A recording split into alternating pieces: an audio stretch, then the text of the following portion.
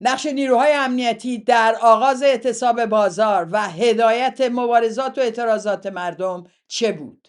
طرح دستگاه امنیتی برای انجام کشتار بزرگ در دیماه 1404 چه بود؟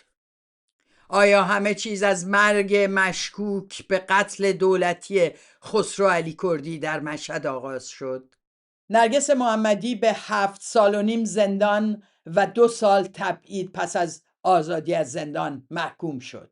چه کسانی از این حکم زندان نرگس محمدی به وجد آمدند؟ علی شکوریراد کیست و توصیه‌هایش برای نجات خامنه‌ای چیست؟ آلترناتیو اصلاح طلبان برای برون رفت از بحران حاکمیت چیست؟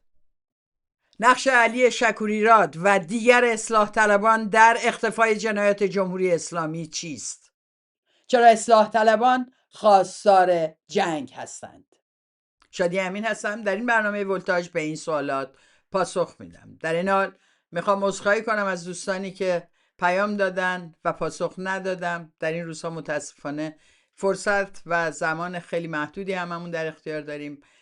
عذرخواهی منو بپذیرید. در این حال بخشی از برنامه که قرار بود بذارم خیلی هم مورد استقبال شما عزیزان قرار گرفته بود، یعنی پاسخ به کامنت های مهربانی که میدید یا توصیه‌هایی که میکنید، انتقاداتی که میکنید و همه اینها متاسفانه به دلیل اینکه میخوام زمان برنامه رو تا جایی که میشه کوتاه نگه دارم، از اجرای اون بخش برنامه هم فعلا صرف نظر مجبورم بکنم. عذرخواهی من رو بپذیرید.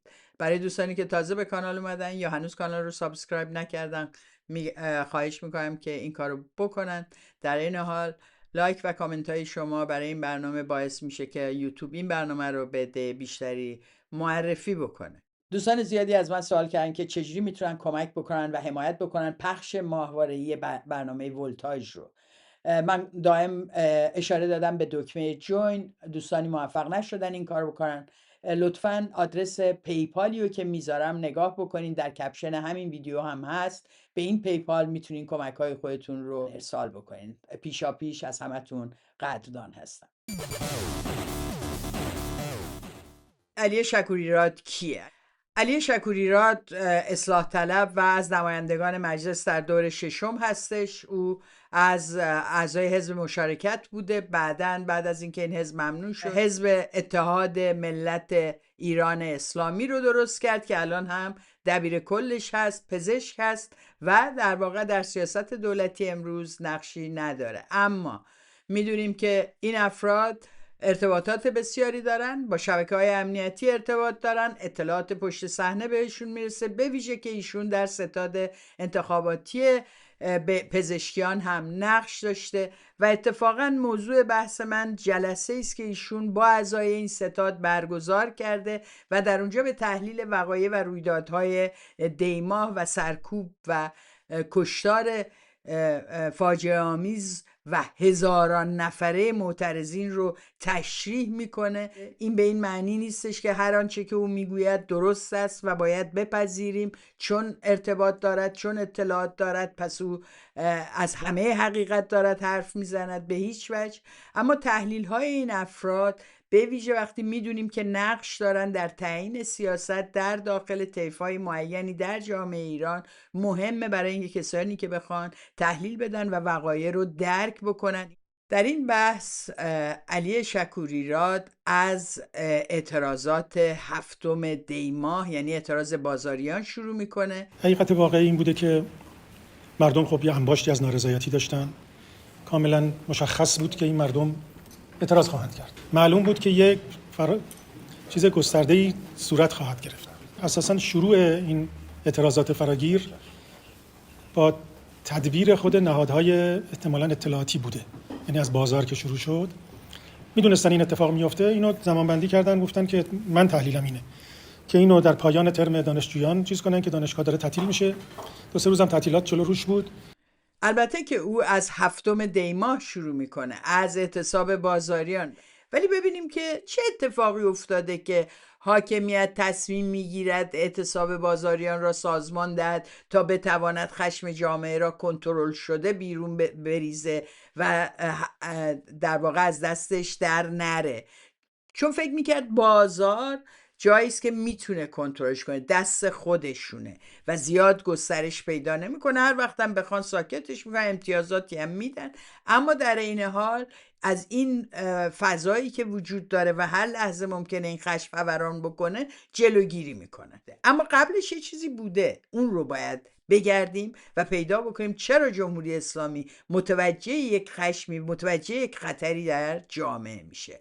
برگردیم عقب با هم دیگه. 26 آذر مشهد، مرگ مشکوک وکیل حقوق بشری خسرو علی کردی که مشکوک به قتل دولتی بود. در واقع جمهوری اسلامی بلافاصله بعد از خبرهایی که حول این قتل پخش و اعتبار و حمایت و احترامی که خسرو علی کردی جلب میکنه و احساس جمهوری اسلامی و دستگاه امنیتی این بودش که مرگ و موضوع قتل دولتی خسرو علی کردی میتونه مثل قتل دولتی ژینا مهسا امینی در سال 1401 باعث شعله‌ور شدن این خشم میشه و باید کانالیزش کرد و جلوشو گرفت.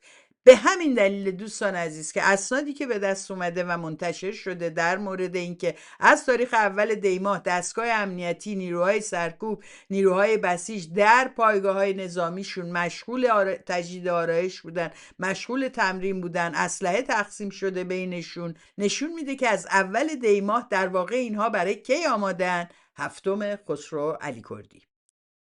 و الا اول دی ماه که هنوز اعتصابات نبوده، ولی اتفاقایی تو جامعه داره میفته، اتفاقا اتفاقاتی که بسیار شبیه آن چیزی است که در جنبش زن زندگی آزادی دیده بودن و این نگرانیشون اتفاقا گسترش میده و براش میرن راه حل پیدا بکنن. چیکار میکنن؟ در سوم دی ماه، دقت کنین، اول دی ماه این آماده باش داده میشه، سوم دی ماه وقایع مشهد رخ میده.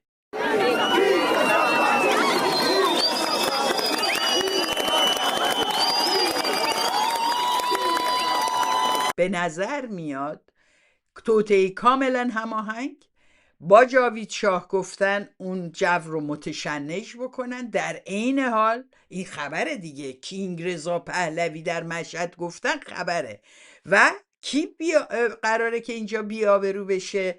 نرگس محمدی. بیایم بگیم دیدی شما هم در حتی مراسم ایشون یه عده رو ریختیم تو جمعیت، شعار جاوید شاگویان، بی احترامی به سخنران و صاحب عزا، اونجا رو تبدیل بکنن به میدان شعار جاوید شاه دادنشون و همه رو در واقع تحت تاثیر قرار بدن، سنگ پرت بکنن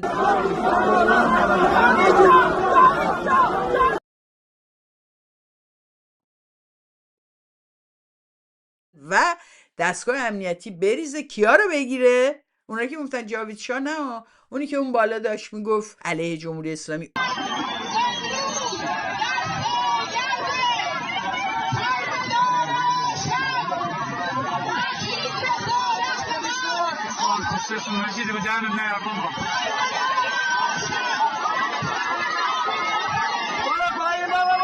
اونا رو همه رو دستگیر میکنه و میبره زندان بدون اینکه کسی ازشون خبردار بشه. در واقع رهبران محلی و درون جامعه رو از صحنه دور میکنه، فلجشون میکنه، غیر قابل تحرکشون میکنه، ارتباطشون رو با دنیای بیرون قطع میکنه. کسی که میتونست در این دوره مصاحبه کنه، حرف بزنه و میدونیم که میرفت در تجمع، میرفت در مراسم خانواده، میرفت سر خاک عزیزانی که کشته شدن و در تمام سالها این کارا رو کرده. پس نرگس محمدی، سپیده قلیان و تمام این فعالین زنان میتونن از تهران راه بیفتن، دستگاه امنیتی هم جلوشون رو نمیگیره، میرسونن خودشون رو به مشهد، دستگاه امنیتی هم کاری نداره، میذاره برن در مراسم و در مراسم اما دستگیرشون میکنه. خب بیرون مراسم بد بود به لحاظ بین‌المللی بگن نرگس محمدی در راه رفتن به اونجا دستگیر شد، برای همین میذارن بره. بعد مردم، دقت بکنید این واژه مردم گفتم چند بار بهتون، خیلی داره ازش استفاده میشه. مردم به نرگس محمدی نشون دادن که جاش اونجا نیست. در همزمان و موازی با این هم شروع کردن در شبکه‌های اجتماعی طرفداران رضا پهلوی از یک سو و دستگاه امنیتی از سوی دیگه حمله به نرگس محمدی که خودنمایی میکرده اونجا. اصلا چرا رفته؟ اصلا اون کیه که حرف بزنه؟ مردم اینو نمیخوان، مردم رضا پهلوی رو میخوان. همینجا بهش نشون دادن این مردم، ما فکر کردیم اول میخوان جمهوری اسلامی بره. همش میگن ما اول میخوایم جمهوری اسلامی. چی شدی و هوس کردن مخالفین جمهوری اسلامی در داخل کشور چنین بهشون حمله بکنن؟ خب الان میدونیم که به احتمال 99% که ما میگفتیم کار دستگاه امنیتی بوده. ایجاد و البته با شعار جاوید شاه باعث میشد که اینور اکتیو بشه، یه امتیاز به نفع خودش کسب کنه، این بیاد توی رسانه شعارهای جمعیت رو بتونه تحت تاثیر قرار بده و احتمالاً اهداف دیگه‌ای که پشت عملیات این بخش از دستگاه امنیتی لاغر وجود داره، چون ممکنه بخشایش باشن جور دیگه فکر بکنن، ولی علالحساب این بخش این شعار جاوید شاه رو میپسنده برای اینکه بتونه سیاست شواش پیش ببره. و این تخریب در واقع اونجاییست که ما باید یادمون بیفته که هیچ کس دیگه تو جامعه نیست، اینا تو زندانن، هیچ خبری ازش، هیچ اجازه تماس با بیرون هم ندارن. بعد انقدر اینجا تخریب دارن میشن و علیهشون حرف زده میشه و دائم اون صحنه سنگ زدن بهش رو هم حتی ازش استقبال میکنن و یه عده میگن خوشحال باشه که تناب دار ننداختیم گردنش، که شهرام ماکویی سلطنت طلب دو آتشه و هوادار رضا پهلوی که براشون یک تظاهرات وسیع هم گفت $100,000 هم از جیبم میدم، میادش میگه که نرگس محمدی اعدام باید شود. یعنی هر آنچه رهبران عملی که در داخل جامعه وجود دارن و ما باید سرشون رو بزنیم تا هیچی نمونه، بگیم یکی مونده، اونم پسر شاهه. در روز یکشنبه حکم نرگس محمدی حالا اعلام شد. 7.5 سال حکم زندان و پس از آزادی 2 سال تبعید به یک شهر کوچک مرزی. همه اون کسانی که اومدین ویدیو گوشین گفتین نرگس محمدی پروژه است، اینا رو در مقابل شاهزاده علم میکنند. امروز احتمالاً از شنیدن این حکم بسیار خوشحال شدید. جا باز هم برای باز کردن پای شاهزاده شما در این جنبش بازتر شد. این حکم ناعادلانه در مورد نرگس محمدی و بقیه میتونه 2 گروه رو به واقع خوشحال کرده باشه: جمهوری اسلامی مستبدین در قدرت و اپوزیسیون سلطنت طلب مستبدین در آرزوی قدرت.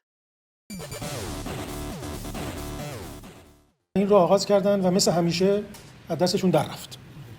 چجوری از دستشون در رفت؟ اینی که یهو رضا پهلوی اومد فراخوان داد. من فکر نمی کنم هیچ کسی، نه خود رضا پهلوی، نه اصلاح طلبها، نه اصولگراها و نه نهادهای امنیتی، هیچ کدوم فکر نمی کردن که این مقدار به فراخوان رضا پهلوی پاسخ داده بشه. ظاهراً برآورد نهادهای اطلاعاتی یا امنیتی، حالا یا کسایی که تو این زمینه چیز دارن، اینه که در کل کشور 1.5 میلیون نفر تو تظاهرات شرکت کردن. این غافلگیر کرد همه رو. و البته رضا پهلوی هم آدم، من نمیدونم دانسته یا ندانسته، این فراخوانی که داد توأم با دعوت به خشونت هم بود.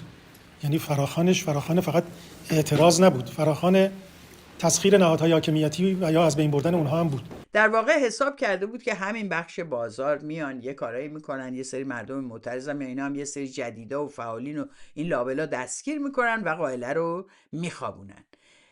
ایشون میگه با فراخوان پهلوی همه چی عوض شد. من هم معتقدم با فراخوان پهلوی همه چی عوض شد. با فراخوان پهلوی که به طور شتاب زده‌ای بعد از فراخوان احزاب کرد برای اعتصاب در شهرهای کردستان داد، در واقع یک عمل کودکانه و رقابت بسیار بیجا مردم رو نه تنها دعوت به خیابون‌ها کرد، بلکه عنوان کرد که به مراکز دولتی حمله بکنن. در واقع اینجاست که از سوی جمهوری اسلامی دلیل کافی است که احساس خطر بکنه. فقط شاید جمهوری اسلامی نمیدونست که اون کسی که این فراخوانو میده کوچکترین آمادگی رو توی اون جامعه ایجاد نکرده، کوچکترین آموزشی رو توی دسته‌ها و تیم‌هایی که بتونن واقعا این تظاهرات‌های هزاران و ده هزار نفره رو رهبری و سازماندهی بکنن ندارن، بتونن تحرکات نیروی امنیتی رو ارزیابی بکنن و به هم اطلاع بدن. این سازماندهی نشده. بسیاری کارهایی که باید میکرده یک رهبری انقلابی یا یک نیروی سازمانده درون جامعه انجام نشده. این وظایفی است که همچنان معوقه محسوب میشه. این اعتراضات دیروز و پیروز نبوده، در 2-3 ماه گذشته هم نبوده. در تمام مدتی که اعتراضات 1401 شروع شد به این ور، ما شاهد صدها و صدها اعتصاب کارگری در مناطق مختلف ایران هستیم. این اعتصابات، اعتراض فرهنگیان، اعتراضات بازنشستگان، اعتراضات دانشجویی، همه اینها داشت میرفت که با اعتصابات احزاب کرد و همینطور حمایت‌های جریانات بلوچ و عرب به هم بپیونده و یک نیروی وسیع رو در سر ایران در مقابل جمهوری اسلامی سازمان بده، خستش بکنه و در عین حال با اعتصابات کارگری بتونه چرخ این دولت رو فلج بکنه، چه به لحاظ اقتصادی چه به لحاظ سیاسی، دستگاه امنیتی رو بپاشونه و بعداً حمله بکنه به دفاتر و اماکن دولتی، نهادهای نظامی و انتظامی رو تسخیر بکنه، چون وقتی اون نیرو آسیب دیده است، حقوق نگرفته است، فلجه و ماهاست در همین وضعیت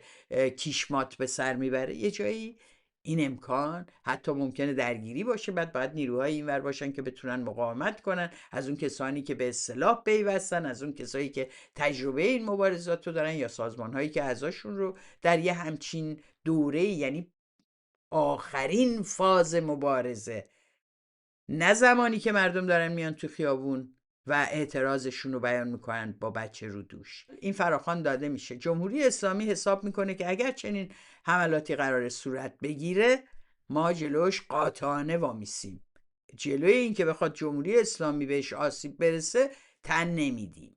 خب و تا به حالم نشون دادن که برای حفظ خودشون دست به هر کاری میزنن. اینو در آبان دیدیم، اینو در دهه 60 دیدیم. اونایی که دوست دارن فراموش کنن یادشون باشه در اون دوره ها دیدیم و در دوره های بعدش که در هر دو طرف در واقع یک اعلام جنگ خیلی روشنی اتفاق میفته. جمهوری اسلامی به این فکر میکنه که چجوری میتونه نیروش رو تحریک بکنه برای مقابله با این جمعیت و مقابله با این اعتراضات و مثل همیشه یاد کشته سازی میفته. کشته سازی یعنی چی؟ یعنی یکی از نیروهاشو، 10 تا از نیروهاشو بنا به ضرورت به کشتن بده، بکشه توسط نیروهای دیگر خودش. در واقع اینا از بین خودشون، یعنی فرزندان خودشون رو میخورن، خودی میکشن تا به جامعه بتونن روحیه در واقع خشم به این آدم ها رو بدن، بتونن خانواده ها و این نیروهای بسیجیشون رو همه رو دوباره متحد بکنن، خشمگین بکنن، دشمن سازی بکنن و آماده حمله وحشیانه به هر آن کس که اسم خودش رو بذاره معترض بکنن، برای اینکه بغل دستشون کشته شده. همین الان برادر بسیجی رو ریختن، لختش کردن، کشتنش. اون یکی رو رفتن نمیدونم موتورش آتیش زدن. و این اون چیزی بود که جمهوری اسلامی بهش نیاز داشت که بتونه هم سرکوب بکنه و هم توجیهش رو داشته باشه، بتونه مشروعیت خودش رو در بین این نیروهای سرکوبش حفظ بکنه، روحیه‌شون تخریب نشه، فکر نکنن الان خب چرا این همه لازمه بکشیم، ما قبلا 500 تا 1000 تا 1800 تا میکشیم، مخفی هم میکردیم و تمام میشد میرفت. این همه با گلوله جنگی بریزیم همه رو سیاه خیابونا رو تاریک کنیم و حمله کنیم؟ خب این سوالات جواب داشت. آره دارن اما میکشن و نه تنها این، به مساجد حمله میکنه، قرآن میسوزونه. و این درست اونجایی است که تبلیغاتی که دولت بهش نیاز داشت و مصاحبه کنندگان هوادار رضا پهلوی اینا میان این خوراک رو میدن، یعنی نشون میده مردم چقدر از مذهب بیزارن، چقدر توی این رسانه‌هاش این حرفو زدن و دفاع کردن از سوزاندن مسجد به عنوان یک نهاد مذهبی.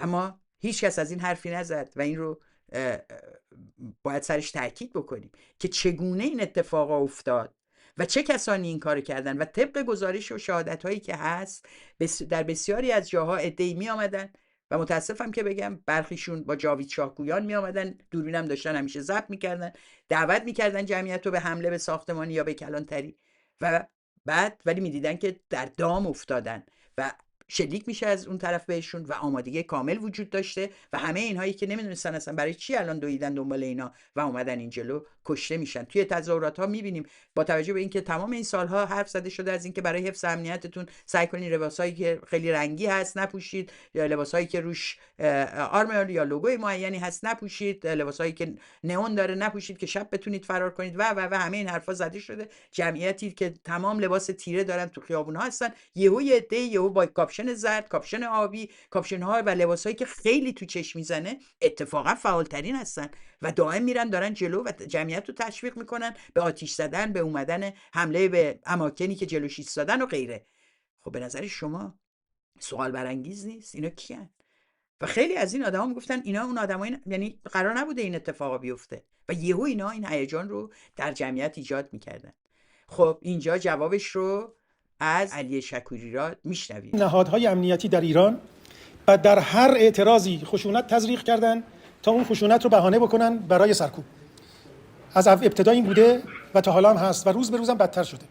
و این کشته سازی از نیروهای خودی پروژه ایناست برای سرکوب. یعنی باید نیروی بسیجی کشته بشه، باید نیروی انتظامی کشته بشه، مسجد آتش زده بشه، امامزاده آتش زده بشه، قرآن سوزونده بشه، همه این کارا بشه تا بشه اغتشاش رو از نظر اونها اغتشاش، حالا چیزا اونو سرکوب بکنن. بنابراین من اصلا باورم نیست که باور نکردم که اونا میگن موساد و تیم‌های عملیاتی مثلا اون طرف مقابل این کارا رو کرده. من همونقدر که اینو میتونم باور کنم، بیشترش میتونم باور کنم که کسانی این کارا رو کردن که می‌خواستن اغتشاشات رو سرکوب کنن به قول خودشون.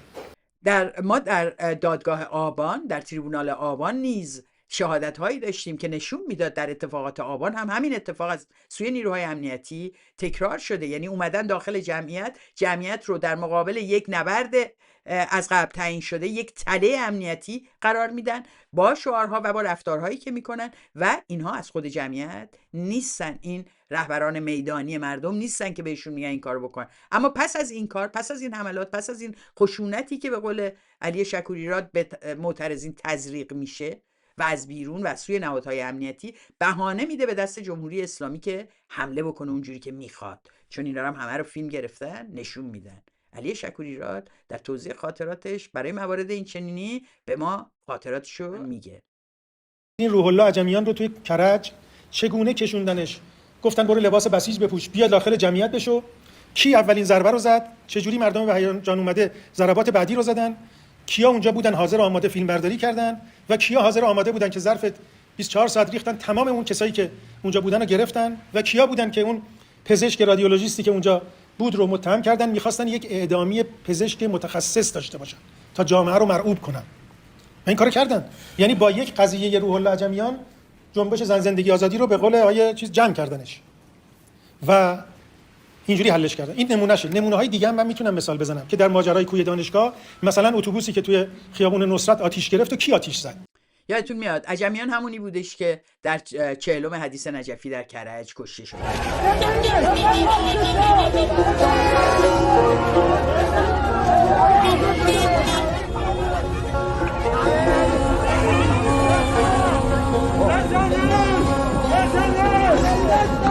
بسیجی که گفتن کشته شده و الان آقای علی شکوریراد به ما میگه ای طراحی قبلی بوده، دوربینش اینجوری بوده، یکی دیگه اومده زده. یعنی خودشون یه بسیجی رو فرستادن توی جمعیت با لباس بسیجی و بعد به قتل رسوندنش و از همه جزئیاتش هم فیلم گرفتن و تمام اون آدمایی که اومدن بالا سر این و یه ضربه‌ای به این زدن رو به عنوان متهم به قتل گرفتن و می‌خواستن یک پزشکی رو اعدام بکنن تا مردم رو بترسونن. خب آقای علی شکوریراد کی شما این داستان رو فهمیدین؟ بعد از قضیه بود؟ هفته پیش بود؟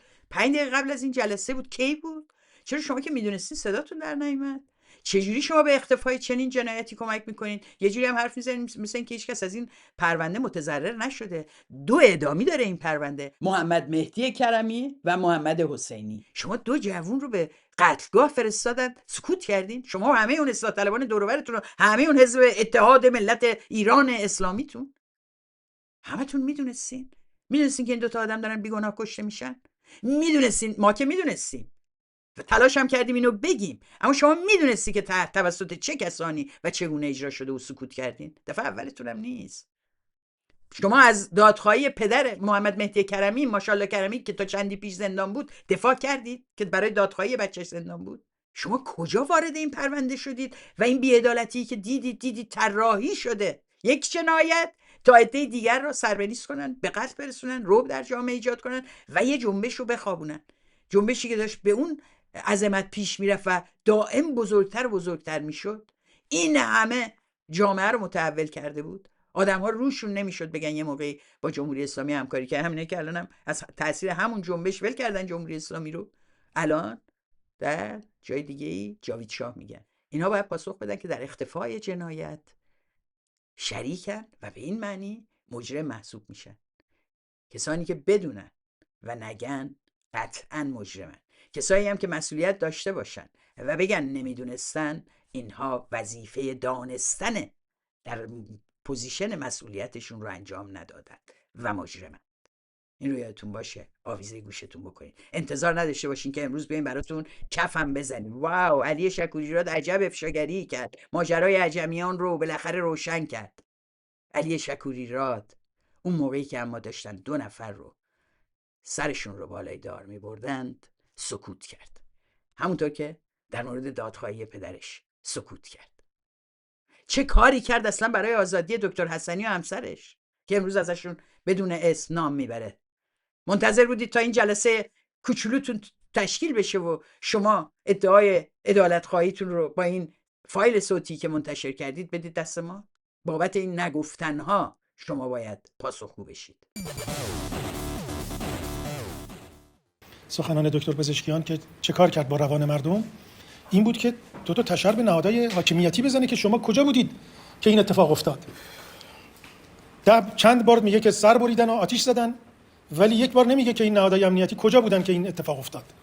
یعنی مردم به شعورشون برمیخوره این قضیه که یه همچین اتفاق بزرگی افتاده، حاکمیت هیچ جای خودشو مسئول نمیدونه که جواب بده که چرا این اتفاق تو این کشور افتاده، در حالی که حاکمیت میگه من مسلطم و منم که امنیت شما. همه چیزی که فروختن به مردم تو این مدت این بوده که من اینجا هستم و امنیت شما رو تامین میکنم. کو این امنیت که تامین میکردن؟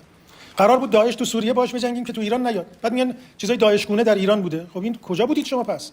چی کار کردید پس شما؟ آیا مثلا اسرائیل، موساد و یا مثلا رضا پهلوی تو تمام اینها هسته‌های عملیاتی خشونت ورز داشته، تروریست داشته که همه اینا به خشونت کشیده شده یا نه؟ خیلی باورش سخته و اگر باورش بکنیم اولین کار اینه که باید نهادهای امنیتی بازخواست بشن.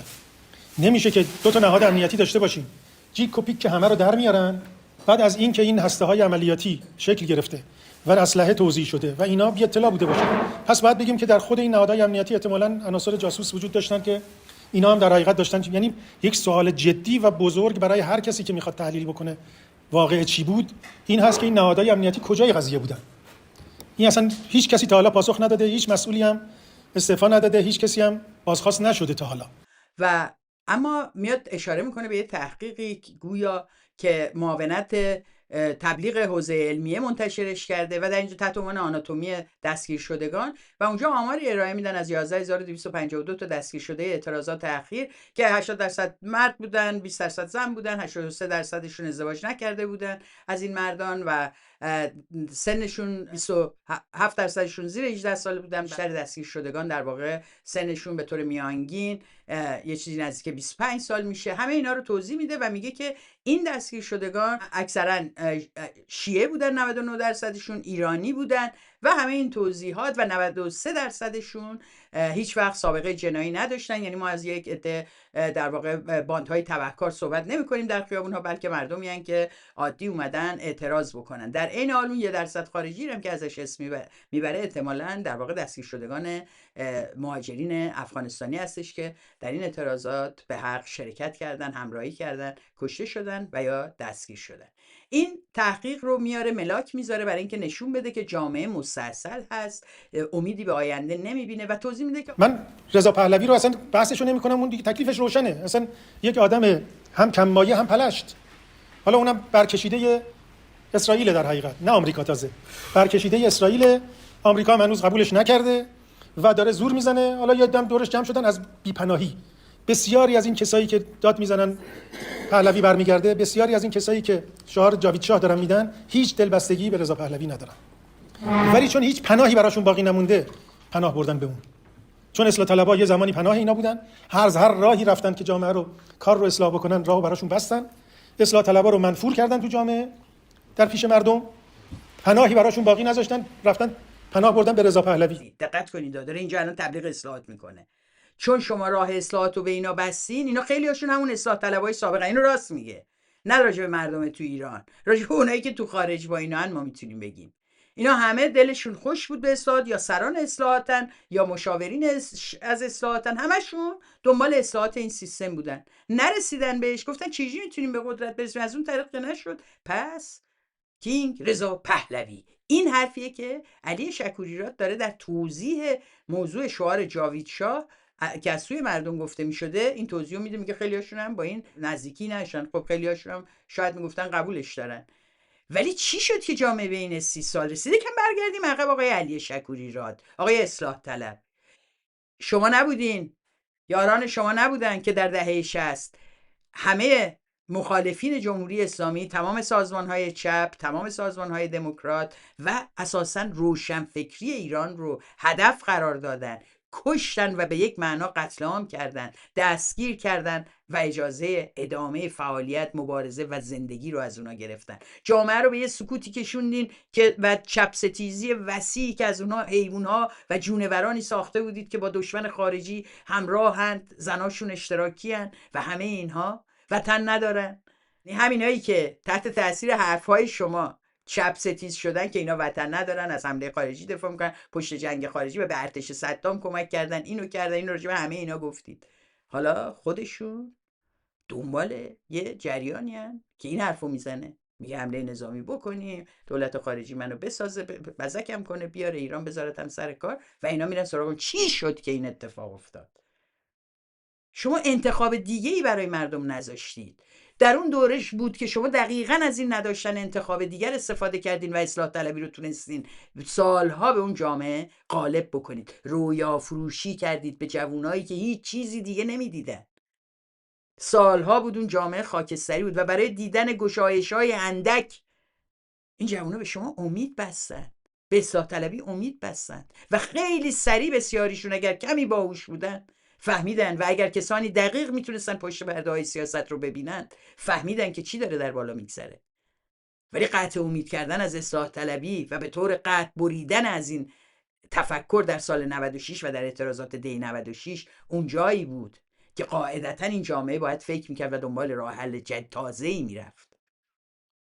ولی چی شد؟ اونا رو که زده بودین، بقیه هم که تخریب کرده بودین، یکی مونده بود و یکی. جامعه دوباره در 30 سال انتخاب بین بد و بدتر قرار گرفت. شما این آموزش رو دادید به جامعه، شما و تمام اون سیستمی که سرکوب کردین سالها و هنوز هم میکنید. هنوز هم معیار شما دوران خمینی و دوران طلاییشه و من از اون دوران وحشتناک و هولناک خاطره ها دارم، از اعدام رفقام و دستگیری های گسترده و گشت های روزانه و شبانه و حمله به خانه ها، از آنچه که امروز داره اتفاق میفته انگار جلوی چشمای من میگذره. برای همینه که میتونم تشخیص بدم، میتونیم، مایی که این تجربه رو داشتیم میتونیم تشخیص بدیم امروز هم داره چی میگذره، و به همین دلیل که اجازه نمیدیم که اون 30 سال امروز دوباره مردم رو بکشونه به چنین انتخابی که البته اگر 1.5 میلیون نفر طبق آمار شما تو خیابون بودن، من میگم 3 میلیون، اگر 10% اینها هم چنین اعتقاداتی داشته باشن، شمایید که جامعه رو به سطحی نگری و انتخابات راحت عادت دادید، محرومشون کردین از کتاب و تاریخ، جعل کردید تاریخ رو و این نتیجهشه. و البته که چه بهتر که به رفتن همه شما امروز رأی بدن و این پیشرفت بسیار بزرگی است که این جامعه کرده، یعنی از اصلاح طلبی برای همیشه عبور کرده. در واقع یک دوره شما رویا فروختید به جوانان، حالا داره پهلوی میفروشه، همون کاریو میکنه که شما سالها کردید. ولی این شما هستید در وهله اول که این جامعه رو عادت دادید که رویا بخره، و چه خوب که بخش زیادی داره امروز مقاومت میکنه و امید ما به اون بخشه. علی شکوری راد یکم میره جلوتر و میادش در مورد موضع‌گیری پزشکیان حرف میزنه، در مورد موضع دولت اساسا کجا میبایست میایستاد. میگه که پزشکیان به عنوان یه عنصر میانه، اون یکی دوستش از اون در اون جلسه داد میزنه، میگه کنشگر مرزی، میگه اینها سرمایه‌های اجتماعی هستن و آقای پزشکیان نباید میآمد و موضع میگرفت در واقع در دفاع از حاکمیت به معنی دفاع از خامنه‌ای، و این خودش رو سوزوند. و میگه فراموش نکنیم که پزشکیان پروژه رهبری بود. همه اونایی که اومدن به ما می‌خواستن بگن آقا خیلی خوبه پزشکیان، چون ترکست خوبه است، چون کردی هم حرف میزنه خیلی خوبه، اون یکی میگفت این یک چهره فرق داره با جلیلی و بریم رأی بدیم و غیره. خیلی‌ها بودن در همین خارج از کشور، احتمالاً همتون برخورد داشتین. اینا بدونن امروز پروژه رهبری بوده پزشکیان و این اصلاح طلبان باهاش همراهی کردن. داره میگه میگه ما هم همراهی کردیم چون فهم کردیم درسته. چون آقای پزشکیان خیلی صادقه، ضمن در تمام این صحبتاش هم داره بسیج و پزشکیان و اینا رو به عنوان صادق، خیلی واقعا ایدئولوژیک، خدمتگزار معرفی میکنه به ما در لابلای حرفاش. همیشه یادتون باشه همه کسانی که برای حفظ این چارچوب نظام دارن کار میکنن، هر آن افشاگری که بکنن و هر آن حرف تندی که بزنن، در لابلای جملاتشون به ما ذهنیت دفاع، ذهنیت پذیرش رو تزریق میکنه و این هم کار دیگه جزئی نمیکنه. در مورد پزشکیان هم میگه این سرمایه ملی سو خیلی خلص آدم ساده ای و چرا اومد گزارش‌های نهادهای امنیتی رو گوش کرد. تیمش هم که خب سکوت میکنن یه عده‌شون، آقای پزشکیان اشتباه کرد. اما پیشنهاد علی شکوری را جالب تره.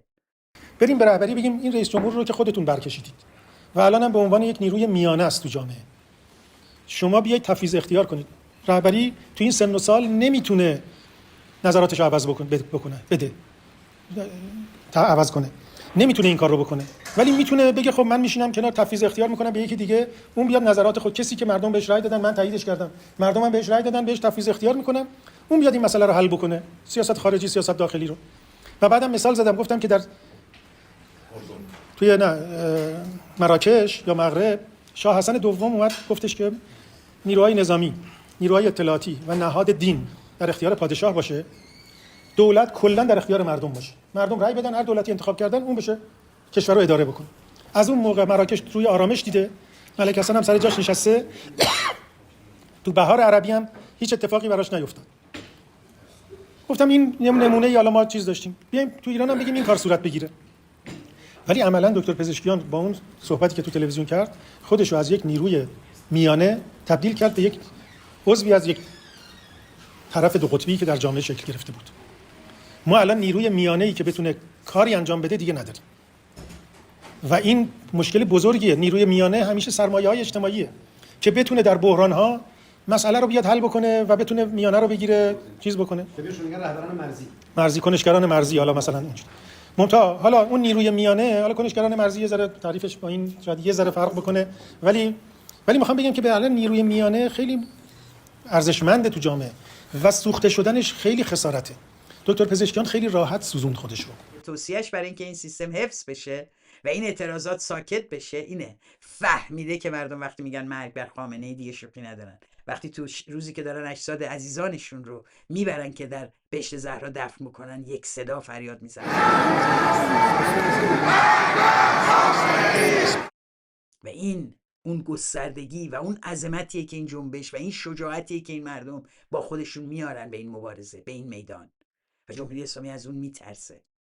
برای همینه که راه حلی که ایشون میده اینه که آقای خامنه‌ای دیگه 80 خورده ای سالشه و اینا دیگه حرفش رو عوض نمیکنه. یعنی زشته برای ایشون بگه من باختم، قبول کردم که شما مرگ منو میخواین، من خودم یه پا عقب میذارم و استعفا میدم. میگه نه، همه این کارا رو نمیکنه، همه رو تک تک اسم نمیبره، ولی میگه فقط اختیاراتش رو تفویض بکنه به فردی که خودش پروروندتش، یعنی پزشکیان، و ما هم تاییدش کردیم، ملت هم بهش رأی دادن. در واقع آمادگی بحث احتمالاً سر کاندیداهای دیگه هم هستن که ممکنه در کنار پزشکیان مطرح بشن، از روحانی تا ظریف و غیره. همه این احتمالات هست و این خطر رو سعید قاسمی نژاد، یعنی مشاور رضا پهلوی، هم کشف کرده.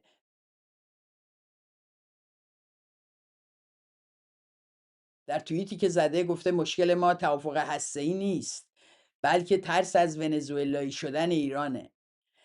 و در ادامه هم میگه برای همینه که باید سریع رضا پهلوی رو، یعنی شاهزاده رضا پهلوی رو، به قدرت برسونیم. این نگاهی که ترسش دقیقاً حتی میگه مذاکرات هسته‌ای نیست، نگرانه که پشت این مذاکرات هسته‌ای با طیف‌های دیگری یا با کسان دیگری هم مذاکره بشه و توافقاتی بشه و اصولاً اینها نگاهشون دقیقاً به همون سیاستیه که ونزوئلا رو مدل ونزوئلایی توش اقدام میکنه، عراق و مدل عراقی اقدام میکنن، سوریه رو مدل سوریه‌ای، و همیشه هم ما رو میترسونن اینجوری نشه اونجوری نشه، مواظب باشین. و ما همش این نمونه ها رو به همون نشون دادن و گفتن اگر زیاد حرف بزنین، اگر از اتنیکای ایران حرف بزنین، اگر از فلان چیز حرف بزنین، اگر یه پرچم نهرین، بعد ما میشیم سوریه‌ای، میشیم اتفاقاتی که در جاهای دیگه افتاده. الان هم سعید قاسمی نژاد از مدل ونزوئلایی ترس داره، برای همینه که عجله دارن برسن، برای همینه که میگه موشکا رو بیار ما رو زودتر برسون پای این ریسکا نرو. و واقعیت اینه که اگر قرار باشه دولت‌هایی چون آمریکا و اسرائیل برای ایران تصمیم بگیرن و عاملیت مردم این وسط حذف بشه، همه چیز ممکنه، چه در توافق با جمهوری اسلامی چه در مقابله با جمهوری اسلامی. در هیچ کدوم از اینها یقینا منافع مردم ایران مقصود نبوده. راه حل علی شکوریراد حفظ سیستم، تغییر رهبری و در واقع راضی کردن مردمه.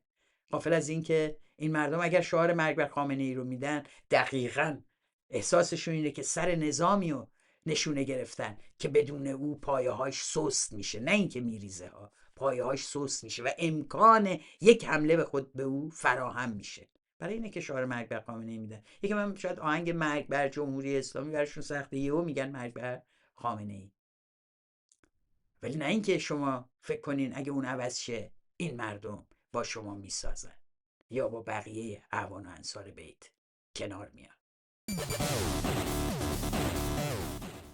اون بسیجی که اون سپاهی که من میشناسم آدم بسیار پاکیه، من میشناسم تو فامیل خودم آدم بسیار پاک، یک ذره هم رانت نخورده، هیچ جام هیچ چیزی به دست نیاورده، ولی ایدئولوژیک طرفداره. بعد اون میگه که این جوانایی که کشته شدن حقشونه کشته بشن. این چی ساختیم ما؟ من به هر دو طرف قصه میخورم، برای هر دو طرف. یا بعدی الان از این جوونا باز امروزی که تعریف میکرد بعضی از این افراد میگن ما هر بسیجی رو هر جا پیدا کنیم آتیشش میزنیم. خب چه اتفاقی افتاده؟ یه اینور نفرت اینقدر، اونور نفرت، اون رگبار ببنده تو کوچه بنبست، رفتن یه عده پناه بردن تو کوچه، رفته رگبار بسته اونا رو کشته. این بسیجی بوده این کارو کرده، جانی نبوده، جانی بلفطره نبوده که این کارو بکنه، مزدور نبوده. بله، علی شکوریراد درست میگه اون جایی که میگه که این بسیجی ایرانی بود. این بسیجی رو تا جایی بردن که مردم رو توی یک کوچه توی بنبست گیر میندازه، همه رو به رگبار میبنده. اما بعدش یک همچین جنایتی رو توصیف میکنه، بعد میگه اون بسیجی که کشت اون خیلی آدم صادقی بود، اینا قاتل نبود، که این مزدورم نبود. پس چی بود اگه مزدور نبود؟ قاتل. صحنه قتل شما توصیف کردین، اونم با اسلحه جنگی. بعد بلافاصله ولی بعدش نتیجه میگیرین که اون قاتل نبود، مزدورم نبود و اونا رو در پناه خودتون میگیرین، چون شما هم فردا بهشون احتیاج دارین. ولی درست میگین وقتی میگین اون طرف قضیه میگه اگه یکیشون رو گیرمون بیاد زنده نمیذاریم. مردم خشمگین گرفتین و تو خیابون کشین، رفتن بالا سر مجروحان در بیمارستان و بهشون تیر خلاص زدن. چجوری درکی باید داشته باشه از این موضوع و چجوری این خشم رو خودش بتونه حل بکنه؟ به کدوم عدالت تو اون جامعه امید داشته باشه؟ و این انتظار برای انتقام از طرف مردم بعد از 46 سال تحمل این همه رنج، بعد از چنین جنبش‌های عظیمی که توی فقط 5 سال گذشته داشته، بقیه هیچی، بقیه رو ازش صرف نظر کنیم. چنین مقاومتی از خودش در مقابل دستگاه جهنمی جمهوری اسلامی نشون داده، قابل درکه. این همه عزیز از دست داده، قتل عام شده، قدرت دست اونوریه است. بعد اونوریه میگه ما منتظریم انتقام بگیریم. اینا حقشون بود کشتشن و باید کشته میشدن. چرا اینو میگه؟ به دلیل اینکه اون سیستم با کشته هایی که این ایجاد کرده، اون 60 تا کشته ای که از خودش عنوان میکنه و 10 برابرش میکنه و ارائه میده، نیروش رو تهییج میکنه برای به قتل رسوندن معترضین در دوره آینده. بهشون میگه از ما کشته و این مهمه. در این گفتمان جمهوری اسلامی موفق میشه با استفاده از زدن چند تا آدم خودش. بعضی میگن مگه میشه از خودش بزن؟ آخه چرا باید چنین هزینه‌ای بده؟ اون هزینه در مقابل حفظ جمهوری اسلامی هیچی نیست، کما اینکه 10,000 جان عزیز براش هیچی نبود. همه اونها هم ایرانی بودن. امروز دیگه لااقل ثابت شد دیگه. علی شکوریراد اما خوب میدونه که اون روز پنجشنبه، اون کشتار عظیم و پیاپی در روزهای بعدی تاریک‌ترین روز تاریخ ایرانه. ما باید بدونیم که سیاه‌ترین روز تاریخ ایران رقم خورده و این سیاه‌ترین روز رو ما به این سادگی ظرف سالهای آینده و یا ده‌ها سال آینده هم نمیتونیم پاک بکنیم، مگر اینکه آمریکا حمله بکنه و چنان در و داغون بکنه که اصلا دیگه گم بشه این چیزا توی این. وگرنه اگه نه بمونه چیزی از ایران، این روز به عنوان سیاه‌ترین روز تاریخ ایران باقی خواهد موند، به خاطر اینکه افراد بسیار بیگناه، جوانهایی که اینا رو شما نمیتونی بگی جوان حالا اومده 2 تا شعار داده مستحق کشتنه. در واقع منتظرن که آمریکا حمله بکنه، آنقدر تعداد کشته‌ها بالا بزنه در این جنگ که دیگه مردم بگن بابا اون کشتار 2-3 روز اصلا خوب بود، جمهوری اسلامی بد نبوده، اینجوری نبودیم لااقل، حداقل بمب دائم تو سرمون نمیخورد، خیابونامون شبیه نوار غزه نشده. این اون چیزیه که بعد باعث میشه که جنبش عظیم اجتماعی ضد جمهوری اسلامی تبدیل بشه به یک عالمه انسان بیپناه که نه قدرت مقاومت دارن، نه دیگه چیزی یا امیدی یا انگیزه‌ای برای جنگیدن. این دلیل اینه که چرا چنین حضور نظامی و جنگی به جمهوری اسلامی امکان میده که تحت عنوان خطر دشمن خارجی و مشغولیت نظام با جنگ با دشمن خارجی و حفظ امنیت کشور و تمامیت ارضی کشور تا بخواهد بکشد. هر صدای اعتراضی، من کاری که بعد از شروع جنگ ایران و عراق کردن چه بود؟ همین بود. حالا یه مثل مراد ویسی و بقیه‌شون که دلیلگر توجیهگر این جنگ و کشته‌هاش بودن، حالا میان میشینن و دوباره تبلیغ حمله نظامی به ایران میکنن. خیلی جالبه، یه عالمه علیه سازمان‌های سیاسی در اون دوره حرف زدن که چرا پشت جمهوری اسلامی نایستادن، یا برعکس بگن رفتن با عراق همکاری کردن علیه جمهوری اسلامی. سوال‌ها اینا رو به این دلیل فحش دادن. خب نمیشه که تو یه استدلال شما باید در جای مختلف بتونی صحتش رو امتحان کنی. شما یه چیز رو اینجا میگین و یه چیز دیگه اونجا. در مورد اون موضوعات متهم سازمان‌های ایرانی بودن که در هنگامه جنگ صحبت از جنگ ارتجاعی علیه مردم عراق و ایران کردن و میدونیم که اینجوری بود و هیچ کس جز دولت این 2 کشور از این جنگ سود نبرد. سرکوب داخلی حاصل جنگ خارجی بود.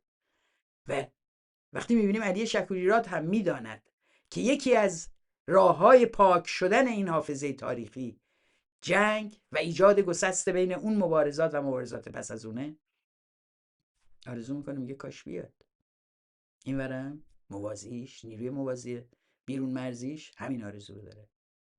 نکته آخر این که چرا اینا رو میگن، اینا چرا میاد میگه الان ما یقشو گرفتیم نشون دادیم که ایشون در اختفای جنایت سهیم بوده، با همین استناد به همین فایلی که داره امروز میذاره. چرا پس میاد میگه؟ برای اینکه دوستان عزیز اینا یک نقشه راه دارن برای آینده ایران. اینا میخوان چیزی رو تبلیغ بکنن به اسم کنارگیری علی خامنه‌ای، تفویض برخی از اختیاراتش. نمونه ملک حسن هم میاره در مراکش و میگه که ارتش و غیره و فلان دست رهبری بمونن، دولت تماما در اختیار مردم. اگه شما فهمیدین بعد این دولت رابطش با این ارتش چیه، اگه کسی از این دولت اعتراضی بکنه اون ارتش باهاش چه میکنه، راجع به اینا حرف نمیزنه.